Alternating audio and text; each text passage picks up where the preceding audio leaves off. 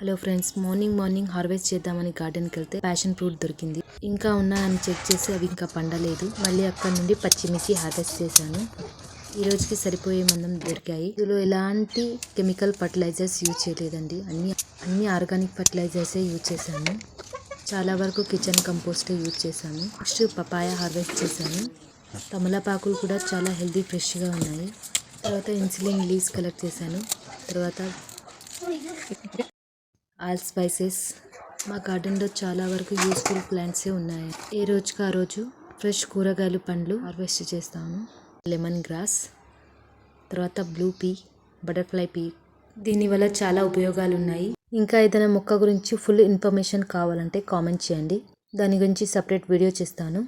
ఇవన్నీ ఈరోజే ఫ్రెష్గా హార్వెస్ట్ చేశాను.